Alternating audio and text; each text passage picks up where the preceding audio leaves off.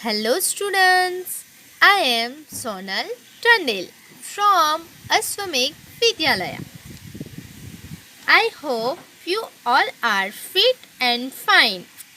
Today we are going to start our moral study and book is Treasure of Morals. Treasure of Morals. Book का नाम है treasure of moral. इसका मतलब है नैतिकता का खजाना। ट्रेजर ऑफ मोरल मीन्स नैतिकता का खजाना। तो स्टूडेंट्स, आपकी बुक है, ये बुक आपके पास भी होगी। तो आप बुक में क्या देख सकते हो? ये बुक है, यहाँ पर ये दादाजी हैं, ये लड़का क्या कर रहा है? तो ये लड़का दादाजी से आशीर्वाद ले रहा है। ये जो लड़की है वो दादाजी को प्रणाम कर रही है और यहाँ पे मदद की जा रही है। तो मोरल्स की बुक में हम कुछ ऐसी ही स्टोरी सुनेंगे और स्टोरी में से हमको कुछ जानने को मिलेगा। वो स्टोरी में से हमको मोरल मिलेगा। तो हम पढ़ते हैं मोरल की book. So start. So children, today we will do lesson number 1, the will to sacrifice. Lesson number 1 है the will to sacrifice. So children, sacrifice का मतलब क्या होता है? Sacrifice means बलिदान। Sacrifice का मतलब होता है बलिदान। So the will to sacrifice का मतलब होता है बलिदान करने की इच्छा। क्या है मतलब? बलिदान करने की इच्छा। So start. Once upon a time there live a group of animal in the forest near by हिल।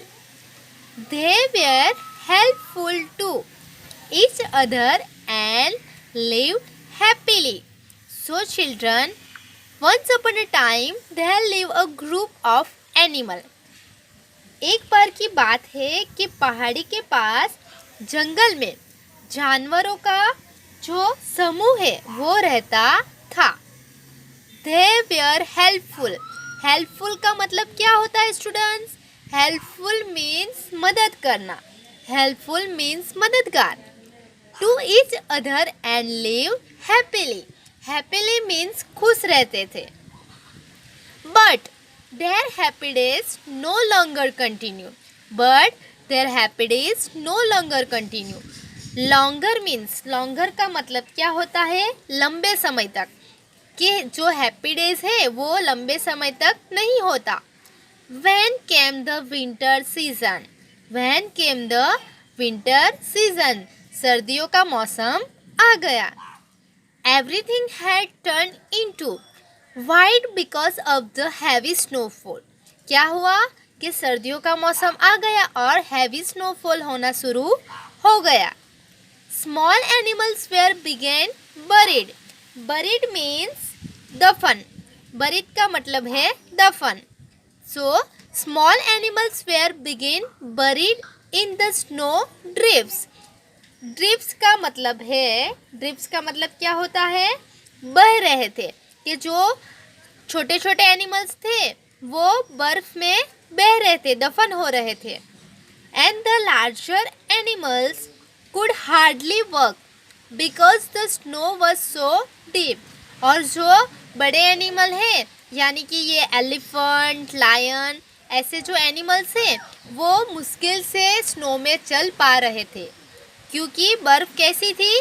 बहुत डीप थी। डीप यानी कि ज़्यादा थी। आगे पढ़ेंगे। Animals began debating. Animals began debating to send someone to the creator. जो सारे एनिमल्स हैं वो डिबेटिंग। डिबेटिंग का मतलब है वाद विवाद करना। वाद विवाद करना, बहस कर रहे थे। सेंड समवन टू क्रिएटर के किसको? सर्जनकर्ता के पास भेजे। क्रिएटर यानी कि सर्जनकर्ता, रचनाकर्ता भी कह सकते हैं। कि कौन से एनिमल को हम रचनाकर्ता के पास भेजे। The rainbow crow, the most beautiful of the bird with shimmering feathers of rainbow hues and the enchanting singing voice, was chosen to go to the creator।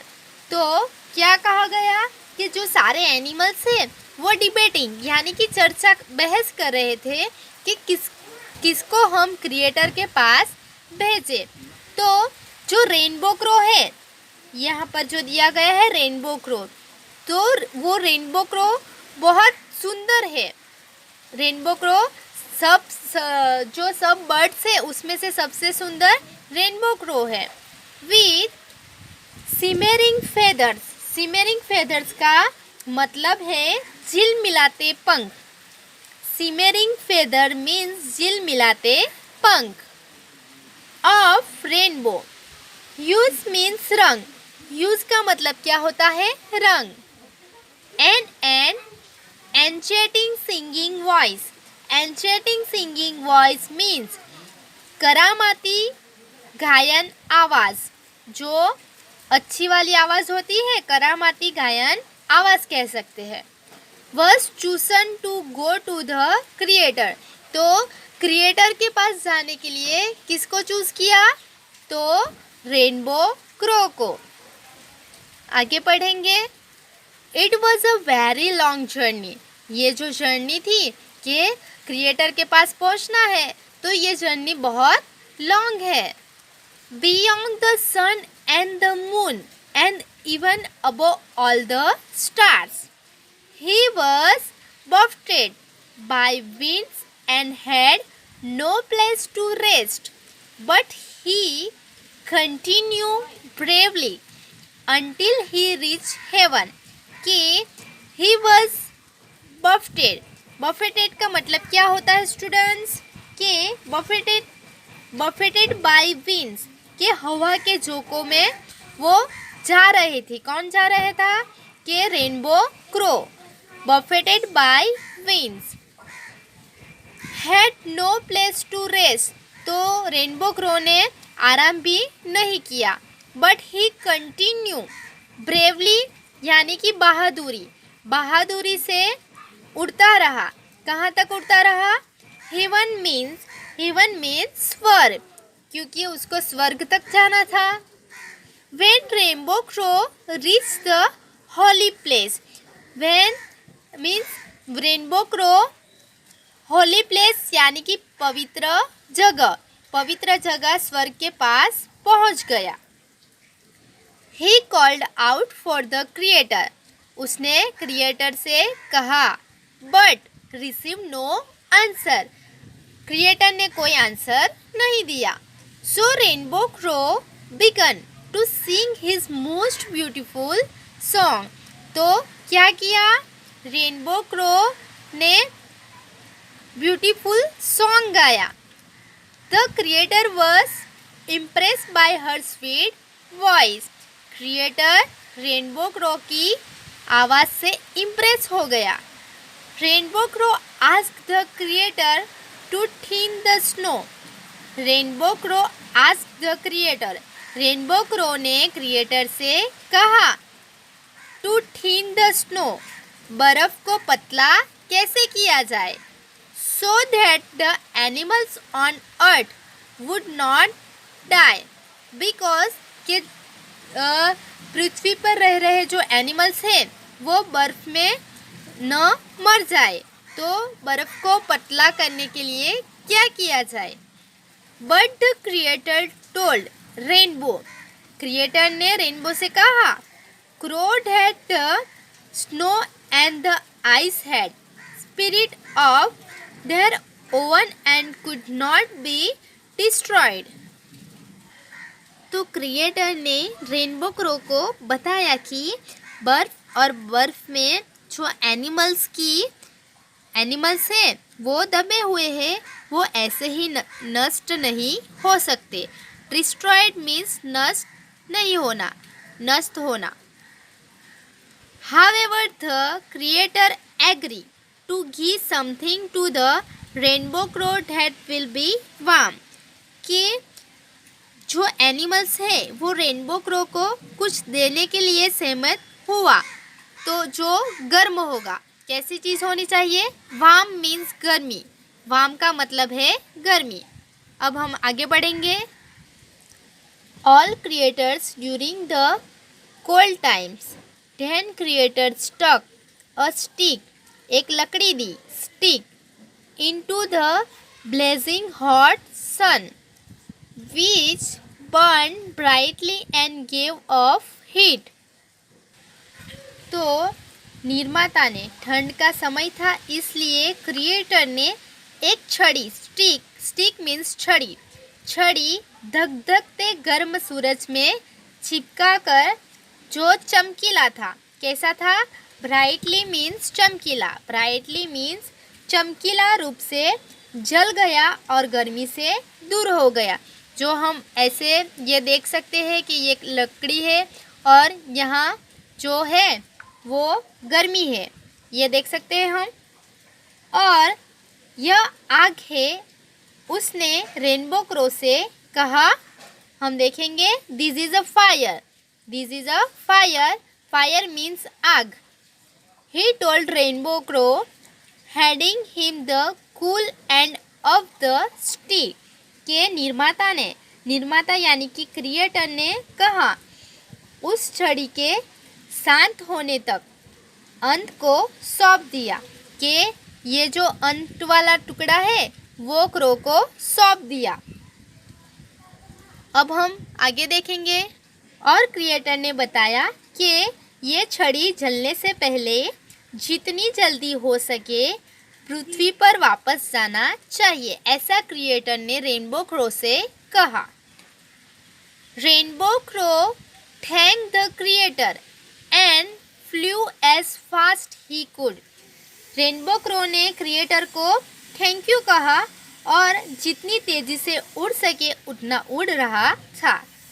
It was a 3-day trip to heaven and he was afraid that the fire would burn out before he would reach the earth। तो यह स्वर्ग की कितने दिन की यात्रा थी? 3-day trips, यानी कि 3 डे की यात्रा थी, 3 डे। और रेनबो क्रो को डर था, 3 दिवसीय यात्रा थी और रेनबो क्रो को डर था कि पृथ्वी पर पहुंचने से पहले आग जल जाएगी। रेनबो क्रो के the fire grew hot as a came closer to rainbow crow's feathers. जो आग थी वो रेनबो क्रो के पंख के करीब आ गई थी। As he flew past the sun his tail caught fire turning his feathers black. Rainbow crow के करीब वो आग आ गई थी। पंख के करीब आते ही आग और बढ़ गई। जैसे ही उसने सूरज के ऊपर उड़ान भरी, उसकी पूंछ में आग लग गई। उसके पंख काले पड़ गए, फेदर ब्लैक, काले पड़ गए। When he plunged into the sky, the few struck the clouds, the smoke go into his throat, straggling a beautiful singing voice। तो यहाँ कहा गया है कि जब वह आकाश में गिर गया और बादलों, क्लाउड मीन्स बादल, बादलों के माध्यम से उड़ गया, धुआं उसके गले में चला गया, जिससे उसकी सुंदर गायन आवाज का गला घोटा दिया। By the time Rainbow Crow landed among the freezing cold animals on earth, he was black as tar and could only caw instead of sing।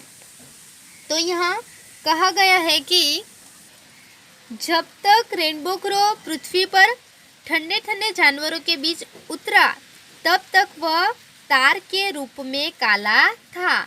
वो बहुत काला हो गया था और केवल गाने के बजाय पंजा सकता था, वो गा नहीं सकता था, वो ओनली पंजा सकता था। He delivered the fire to the animals and melted the snow and warmed themselves, rescuing the small animals from snow drifts where they were buried. तो रेनबो क्रो ने जानवरों को, जो एनिमल्स थे, उसको आग दी और उन्होंने बर्फ को पिघला दिया। उन्होंने बर्फ को पिघला दिया और खुद को गर्म कर लिया, जिससे छोटे जानवरों को बर्फ के बहाव से बचा लिया गया, जहां उन्हें दफनाया गया था। गर्मी मिलने के कारण जो छोटे छोटे एनिमल्स थे वो भी गर्मी के कारण बच गए। Everyone was happy but the crow was sad.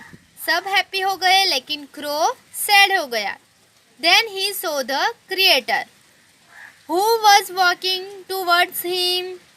फिर उसने सृष्टिकर्ता यानी कि क्रिएटर को देखा। आप यहाँ देख सकते हो आगे, Do not be sad, Rainbow Crow, the Creator said. Creator ने कहा, रेनबो क्रो सैड मत हो। All animals will honor you for the sacrifice you made for them. क्या कहा कि सब एनिमल्स के आपने जो सेक्रीफाइस किया है, सेक्रीफाइस यानी कि बलिदान दिया है, इसके लिए सब एनिमल्स आपका सम्मान करेंगे।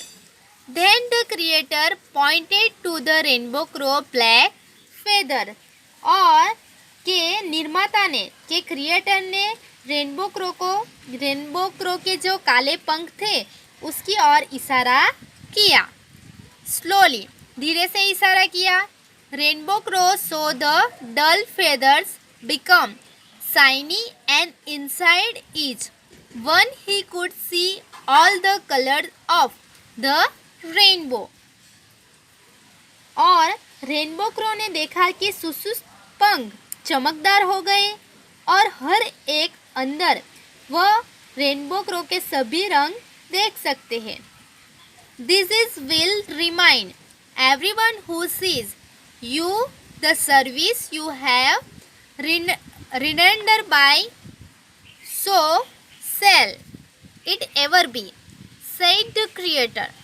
The rainbow crow felt happy, thanked the creator for his greatness. तो क्या कहा रेनबो कि ये सभी को याद दिलाएगा कि जो आपके द्वारा प्रदान की गई सेवा के बारे में देखता है और इसलिए यह कभी भी होगा। निर्माता ने कहा कि रेनबो क्रो को लगा कि वो अपनी महानता के लिए मदद देता है कि रेनबो क्रो ने सब एनिमल्स के लिए अच्छा किया तो उसका बुरा नहीं हो सकता, उसका भी अच्छा ही हुआ। इसलिए जो क्रिएटर है तो क्रिएटर ने रेनबो क्रो की सभी पंखें ठीक कर दी। So moral is we should never be self centred, we should never be self centred. तो मोरल का मतलब है कि हमें कभी भी आत्म केंद्रित नहीं होना चाहिए, हमें सबके बारे में सोचना चाहिए, तभी हमारा अच्छा हो गया। So students, so you must have understood here. आपको यह स्टोरी समझ आई होगी। तो हम इसका जो क्वेश्चन आंसर है वो हम नेक्स्ट वीडियोस में देखेंगे। Thank you students.